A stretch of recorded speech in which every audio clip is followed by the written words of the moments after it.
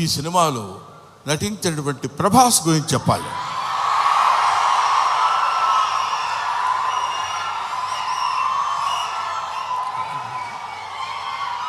ప్రభాస్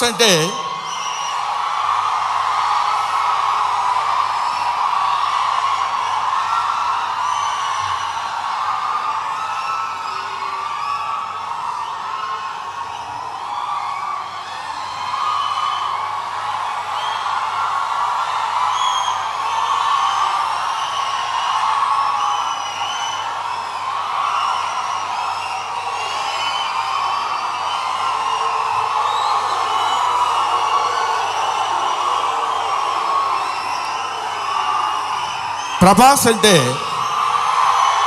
ప్రభాస్ అది ఇంకా ఆపండి.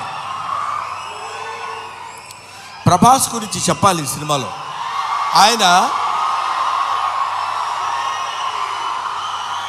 ఒక ప్రపంచం గర్వించదగినటువంటి నటుల్లో ఇప్పుడు ఒకడు ప్రభాస్. ఈ సినిమాలో ఆయన ఎందుకు అంగీకరించాడంటే, సినిమాలో ఆయన డబ్బు కోసం అంగీకరించలేదు.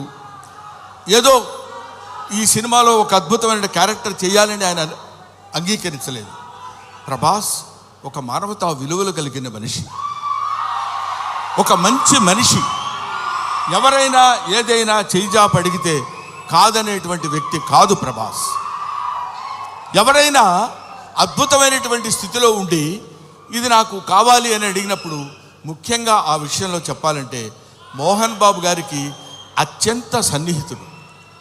మోహన్ బాబు గారు ఎలాంటి వాడంటే, ఓ చిన్న ఆల్కహాల్ లాంటి వాడు, అలవాటైతే వదిలిపెట్టలేం.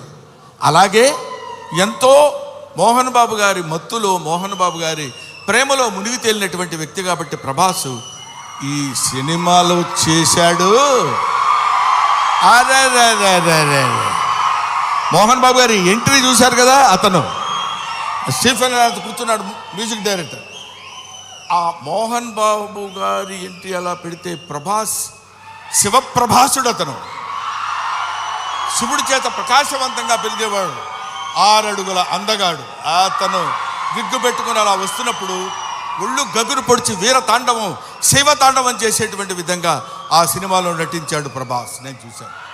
ఆహా, ఇది కదా సినిమా, ఇది కదా శైవభక్తి, ఇది కదా దైవభక్తి అని నిరూపించేటువంటి సినిమా.